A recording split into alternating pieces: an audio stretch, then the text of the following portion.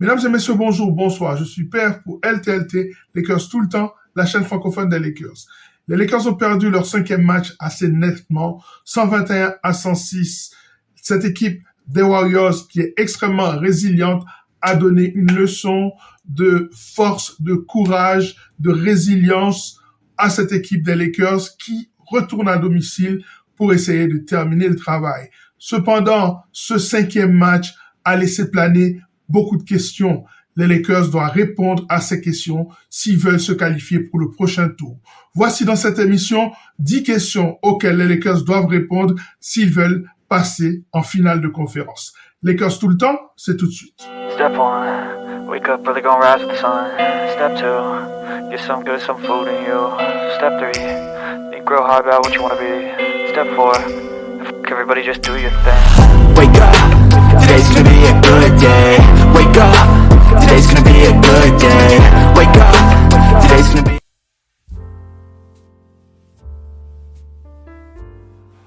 LeBron James peut-il mettre une équipe sous ses épaules et l'emmener vers la terre promise? Je pense que cette question, elle est légitime. Les fans de LeBron, ne vous offusquez pas. C'est une question qui fait partie du sport parce que je sens que la pression doit être sur ses épaules au moment où les Lakers ont besoin de passer à l'étape suivante. Les Lakers ont une bonne équipe, mais ils ont besoin d'un joueur qui a été dans toutes les batailles, capable de leur faire passer ce cap. Est-ce que LeBron est cet homme-là? Est-ce qu'à 38 ans aujourd'hui, il est capable de le faire? Je l'ai senti un peu émoussé. J'ai même questionné un petit peu ses décisions. À chaque fois qu'il avait la balle en main, j'ai l'impression qu'il voulait s'en débarrasser. Je l'ai senti un peu frissonnant. Je l'ai senti un peu insécurisé avec cette balle, alors que LeBron, justement, ce qui faisait sa force, c'était la capacité à contrôler le jeu. Est-ce qu'il sera en mesure de continuer à influencer, à décortiquer une défense et à la faire exploser comme il a l'habitude de le faire? Je rappelle que LeBron, c'est peut-être le plus grand QI basket de l'histoire de la NBA. Est-ce qu'il est capable de retrouver un peu de fraîcheur pour amener les Lakers en finale de conférence?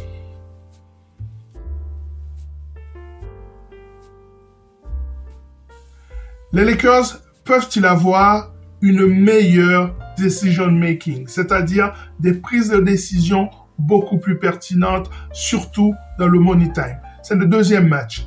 On se souvient du 4e match où il y a eu énormément de pertes de balles. Et hier soir, j'ai senti encore cette équipe un peu frileuse. Est-ce qu'elle est capable de prendre des décisions qui sont pertinentes au moment où les choses deviennent beaucoup plus compliquées?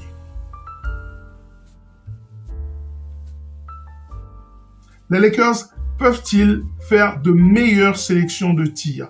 J'ai trouvé que certains tirs pris par les Lakers étaient des tirs qui donnaient une occasion à cette équipe des Warriors de pousser le tempo, d'avancer, de courir, d'aller vite. Et vous savez qu'à chaque fois que vous prenez un mauvais tir dans un match important, c'est comme si vous faisiez une passe décisive à l'adversaire. Surtout cet adversaire-ci. Est-ce que les Lakers seront en mesure de prendre des tirs à un haut pourcentage de réussite? Ça, c'est une question qui reste importante pour moi à l'approche de ce 6e match.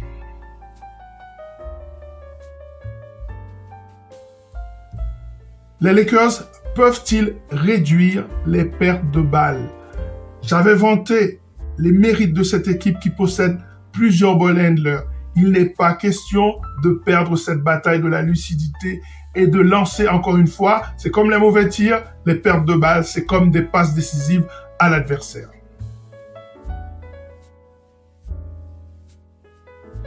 Peuvent-ils réparer leurs défaillances en transition défensive?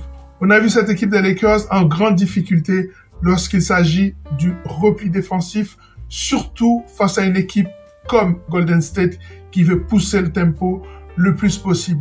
Il faut absolument que les Lakers soient meilleurs dans la transition défensive.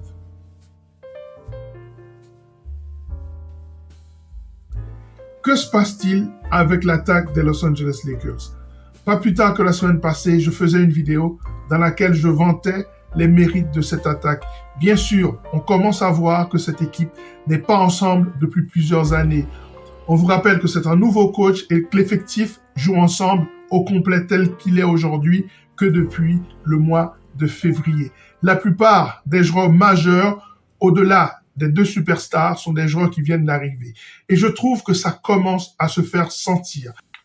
Face à un coach aussi expérimenté que Steve Kerr, je pense que cette attaque doit être un peu plus efficace. On sent qu'on a besoin de plus aller au post-up. On a besoin que la balle rentre à l'intérieur, qu'elle puisse ressortir. On a besoin que le 5-out fonctionne de manière optimale. On a besoin que les maîtres du pick and roll puissent utiliser ce pick and roll et détruire cette défense des Warriors. Que se passe-t-il avec l'attaque des Lakers?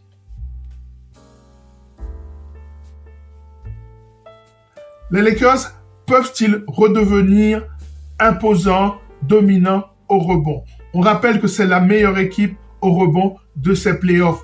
Or, lors de ce 5e match, les Lakers ont perdu cette bataille du rebond de 10 unités. On ne peut pas gagner les matchs de NBA, les matchs de playoffs, si on ne gagne pas la bataille du rebond. La fatigue est-elle en train de jouer un rôle dans cette série? On a vu Draymond Green pousser son équipe à jouer le plus vite possible afin de fatiguer cette équipe des Lakers. Et on a vu tout ce qu'on a dit depuis le début dans ces questions qu'on pose à cette équipe des Lakers. On a vu qu'il y a beaucoup de problèmes de lucidité et on a aussi parlé de la question du rebond qui est une question d'énergie, de mouvement, de placement, de box-out, mais aussi de QI basket au rebond. Eh bien, tous ces éléments-là, me semble-t-il, peuvent être résumés dans la question de l'énergie qui est liée à la fatigue. Est-ce que les Lakers sont en train d'être émoussés? Auquel cas, ça va être très compliqué.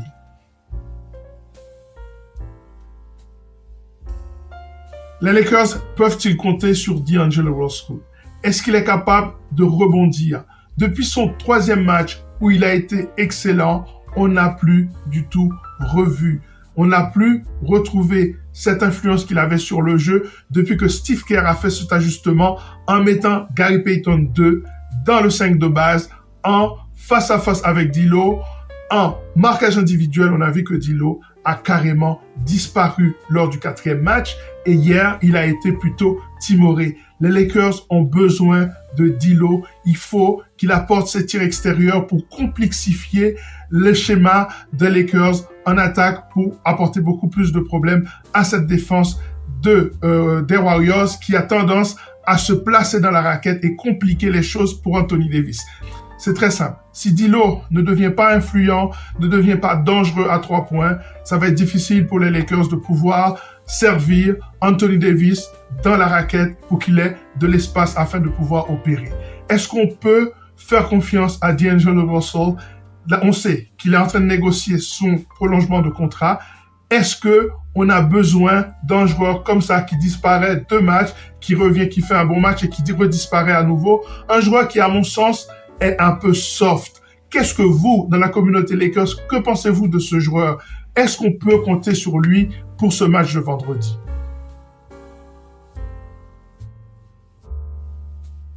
Enfin, la question la plus importante, dans quel état est Anthony Davis aujourd'hui?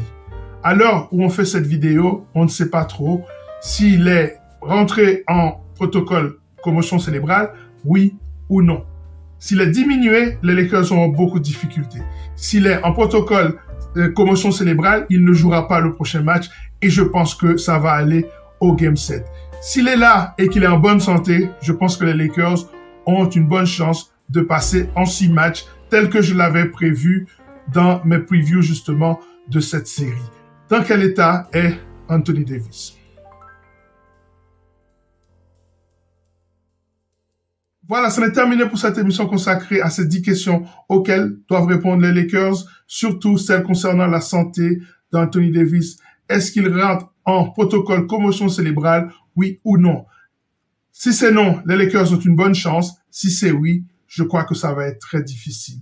Alors, toute la pression va être sur les épaules d'un homme de 38 ans pour essayer d'amener les Lakers au prochain tour. À très bientôt pour une nouvelle émission sur Lakers tout le temps, la chaîne francophone des Lakers. Ciao!